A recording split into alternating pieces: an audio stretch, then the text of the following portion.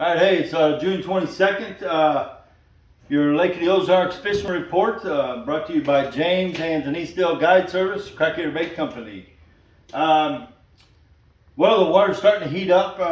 We ran right on through the 70s, right into the 80s.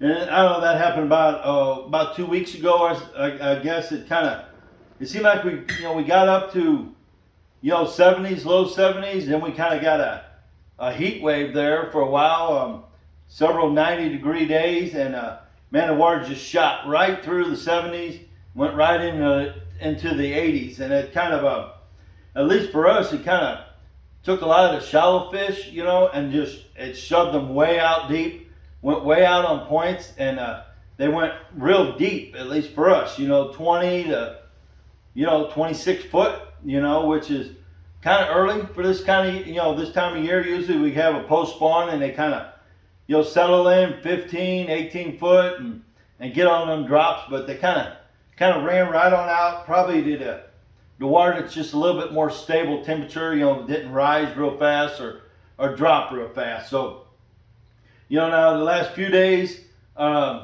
we've caught some fish a little bit shallower again, but still there's pretty good deep water back going. But so right now the water temp is in the low 80s. Lake level is 658.6, so it's about a foot below summer pool. They've been consistently running quite a bit of water through the lake, probably from 19 to 30,000 cubic foot for the last several days. Now today, when we was out, I noticed a little less current, and I looked it up, and they were running like 85 to 9,500 cubic foot today. So it kind of shut it down a little bit, but for the most part, most of your fish are still relating to your points in one way or another. Last several days, several trips are just out fishing. Kind of your summertime, all your summertime stuff's working right now. We're throwing the mag trick worm, just rigging it on a 5/8 ounce Crappie Shaky Pro head. Color really doesn't matter a whole lot. Green pumpkin magic. Basically, really, honestly, whatever we can find. It's really not mattering a whole lot. Green pumpkin red flake, watermelon red. Really just the mag trick worm. It's a longer one, bigger one. Throw it on a heavier head so it gets down there and you can really feel that bottom. And you just want to get it out on points. We're catching some on some more gradual points, but most of the points that are productive are your points that come out and they have a decent drop at the end of them. So you're throwing up into, say, 15 foot of water, and you're working that bait down till it gets 15, 18, 20, and then it'll drop off, maybe say to the old river channel. That's going to be your best scenario, but it doesn't necessarily have to be a river channel, just something, a sharp drop, and they tend to just pile up on that break there, So we've been just dragging big worms out there. We've been throwing a lot more big jigs here lately. The 3/4 ounce reaction jig, the Crappie reaction jig, and you can see we're just, as far as colors, this is just brown purple scale. We've been throwing Ozark crawl, some black and blue. As long as it's something natural, I don't think it really matters a whole lot. And really just trailing up with something like this baby packer crawl has been working real well. The Strike King Rage Tail works real well. Basically, something with like this one, it's just got them twin kickers on them. I call them. They're twin crawls, and they flutter. They move a lot of water. Because sometimes we're just going to drag these jigs. If the bite gets pretty tough, you kind of got to stroke that jig. You got to pop it off that bottom and just try to bring it up through some of these fish and just get them to react at it when they're not really biting real aggressive. So maybe if you're dragging your bait and you're not getting a lot of bites, just drag that thing about 5-6 foot and then rip it up off the bottom. Say you know, 5 to 8 foot of water, and then let it sink back down. And a lot of the bites have been happening when you rip it up and then it starts falling back down.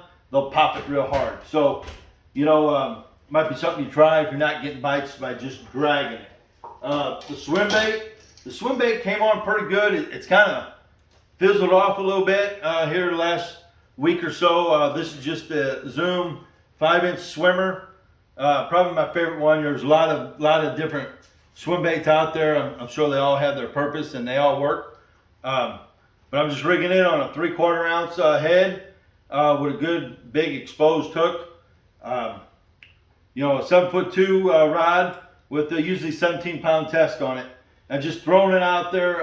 Same thing on these points. Let it sink down, hit about 15, 18 foot of water, and just creep that thing along the bottom for a few casts. You know, see if you're getting bites down low. If not, kind of speed it up and just kind of bring it up, say 5 foot increments up to where you start getting the bites. You know, it's a good idea just to maybe idle across the point or drop off with your electronics, and you can usually see the fish and where they're setting up, if they're on the bottom or if they're suspended, and that kind of tell you what baits to use. You know, obviously if they're suspended, you're either going to jerk that big jig, you're going to run your swim bait, or maybe a crankbait, you know, like a DD22, you know, 6 cents is making a good one. Strike King, you know, makes a great one. They're all, you know, just kind of, some of the crankbaits, like I've been throwing the 6XD a lot. It goes probably 15, 16 foot compared to the DD22. You know, you can run it down 22, 24 foot, depending on your line size. On that crankbait, I don't know, I throw 12-pound test is basically what I'll throw. 12 fluorocarbon. You can even go down to 10-pound fluorocarbon if you're trying to get a little more depth out of your bait. You know, that lighter line will allow it to really go down there. And a lot of times you just throw that thing as far as you can, and just a good steady retrieve on it will get its max depth. You know, try to bring it to where it intersects with that break off, or maybe bumps that rock. Obviously is always a good idea with any sort of crankbaits. Especially when they're not really biting real aggressively. If you can create some sort of diversion on the bottom or a reaction bite, it might pick you up a few more bites. You know, topwater bite, not a whole lot of topwater bite. We've gotten some in the mornings, early in the mornings, just running a spook. You know, running a spook on main lake points, some chug bugs. Has seemed to, you know, it'll get you a few bites in the mornings. You know, sometimes they're decent fish, so them fish will come up and they'll feed halfway decent. You know, probably through the night and then early in the morning. You know, maybe a little bit of shad spawn still going on. I did notice today, actually probably the first time, we really noticed a big presence of fry. You know, small little 1-inch fry, big groups swimming around. So it's, I don't know if the water's just clearing off enough, I'm seeing it, but today we actually seen several different pods of fry swimming around. So, you know, anytime you see that, there's generally going to be some fish around it, either guarding them fry, or feeding on them, one of the two. But you can sometimes throw a spook around that, or you know, your crankbaits, or basically anything. If you get something around them fry, you usually seem to get a bite, you know, of some sort. You know, as far as the bottom baits, like I said, the different worms, the mag trick worm by Zoom, kind of a staple that works really well. The Gary Yamamoto cut tail worms, really good. Zoom Old Monster has been catching a lot of fish, you know, that 10-inch Old Monster. And then still some brush hog too. Some days I want the bigger bulky brush hog. You know, same colors, green pumpkin, watermelon candy. Some days we've even been switching up and throwing June bug. You know, it really hasn't mattered a whole lot if you get the bait in front of them, you know, down there where they're at. But some days they do want a bulkier bait compared to just like a, you know, worm that's a little more slender. So just kind of switch it up. But basically, if you stay on points, secondary points, main lake points, try some that are big rounded points. Try some with drop offs. You know, those have seemed to be the best. But if you get one of them big, long, rolling points that roll out there and the current comes up over them, those can be really productive points. And here, generally, the last couple of weeks, if we catch 1 or 2 fish on a point, we can spend some time on that same point. Throw it different directions, throw from deep to shallow, shallow to deep, maybe parallel the point, run down the ridge. You'll just switch up your angles, throw down current, throw up current. Just give them different angles until you see how the fish are feeding and kind of what they're, what creates a bite of some sort. I said the swim bait, that's kind of fizzled a little bit. It's still catching them though. As they come up, maybe when they shut this current down a little bit and the fish come up off the bottom suspend, it'll pick back up. I've also been throwing like some on some trips. We'll throw this this Kitech. It's a 4.5 Kitech, and I actually rigged it on just our gator lock head, our 7/16 gator lock. It's got that wire keeper, that goes up through your bait and hooks onto the shaft of the hook, and it'll hold that bait, that soft bait on it really good. And it's just kind of a perfect combination for those swim baits. So you can throw them on bait casters. We throw them on spinning rods and reel a lot. Spinning rod and reel is just a 7-foot rod. We're loading it up with 15 or 20 braid, and then we'll put about a 15, 16-foot leader on it. Usually, we're putting monofilament leaders on it. Mainly, you just want a leader, so you got a little bit of give. Obviously, that braid will make a lot more noise in the water, and I think that kind of may hamper the bite sometimes if the fish are getting real picky and finicky. But then also we'll put monofilament on it, because if we throw a topwater bait like a chug bug, or spooks or something on top, you just want the monofilament on the end of the spinning rods and reels. That way your bait will work properly. So we usually just rig it up, with monofilament. You've got all this braid on here. The majority of it's braid. If you've got 12, 15 foot of monofilament, that's not going to matter. It's not going to hamper your field much when you're throwing braid. So if you don't get out and fish a lot, or if you're having trouble getting a lot of bites or something, I'd recommend just get you a good spinning rod and reel, and a good rod. Spool it up with some braid, 15, 20-pound braid, and just go out there and drag it on these points, work on these points. You're going to feel every bite. I mean, it really, really enhances the bite. Maybe if you're not, used to fishing on the bottom or like fishing on the bottom because of the bites and how they feel, switch up and put your rod on with some braid, and it'll really change the way you work your bait, how you feel, and maybe how you feel about bottom baits, because it'll really bring you into tune with how the bites are and when you get bites and what your bait feels like on the bottom. And then you can kind of transition into maybe some fluorocarbon on a bait caster, because the bite's the exact same. You just don't quite feel it as enhanced like you do braid. But braid's just really good for bottom baits. I really like to, if I can find it, the yellow braid is excellent for bottom baits, bottom fishing, because you see the line. You can detect the bites from the line movement, and then you're putting a long leader on there anyway, so it doesn't really matter what color it is. But if it's a bright color, you can really see it, and that'll also bring you into tune to how these fish are biting. And maybe a lot of times they'll pick that bait up and swim straight towards you, or they'll just swim to the side, and that color line will really allow you to pick that bite up before you feel the fish. So, if you're fishing the bottom, you're not used to it, or you're having trouble feeling bites, get you a good spinning rod and reel.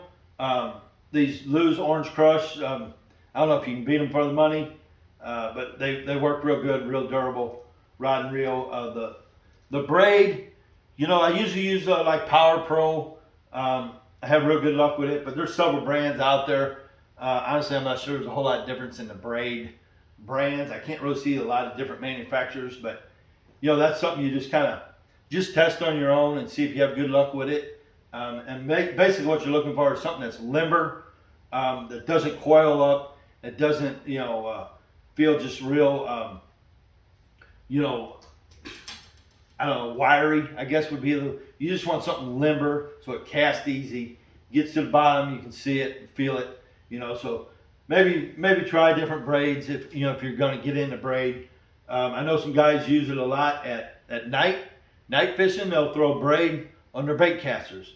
Probably a good idea. Pick up some bites you may not feel. The trouble I have if I put a braid on bait casters, it seems like I'm always hung up. It's hung up and it's locked up. There's no give, nothing to snap it off, or maybe work that bait off of there. So personally, I don't put braid on bait casters unless I'm throwing like topwater buzz baits or whopper ploppers or something like that. But everything else, like I said, the crankbaits, throw 10 or 12 pound test on a longer rod, say 7'2", 7'4", so you can get good long cast and crank that bait down there. My big jig, I'm throwing it on 17-pound fluorocarbon, on a medium heavy rod, 7'2", usually on that. I want to make good long casts, so I can feel what's going on down there. Same thing on swim bait, 7'2". On swim bait, I usually throw anywhere from 15 to 17-pound fluorocarbon on that. That's really about it. What we're throwing. It's really not that complicated right now, other than just finding a group of fish. You're just trying to find a point that there's a bunch of them grouped up. There's still a lot of them grouped up post spawn. I'd say in the next 2 weeks or so, they're going to start spreading out as that water gets warm. Some of them are going to go deep, 25 to 35 foot. Some of them will turn around and go the other way. They'll be in 2 foot. So, for whatever reason, as it gets real hot, you get a group that goes deep. You get some that goes shallow. So you can just go back. If you're not catching them deep, start flipping some shallow docks or go to the backs and play around back there, because a lot of it's going to be related to also the shad. You see big school pods out deep over the channel or around the channel. And then if you get way back in the coves, some of the coves way in the back, they're loaded with shad. So if there's shad there, the bass is going to be there, whether it be deep or shallow. So just keep that in mind too. Crappie's really slowed down. The best way right now is just put you on a little crankbait, maybe a flicker shad or a bandit crankbait works really well. Something that goes about, 8 to 12 foot or even 12 to 16 foot, and just troll it. Just throw it, make a long cast with, say, 12-pound test, and just troll along these bluffs, or troll where your coves intersect with the bluffs or with the main lake. Those intersections are real good.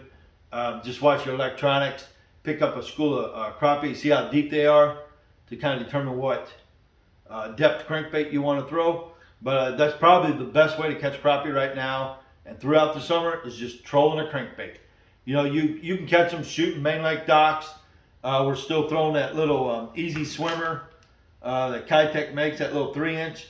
If you see a wad of them on top of a brush pile, you can throw past it and just bring it, swim it right by it. You'll catch them like that.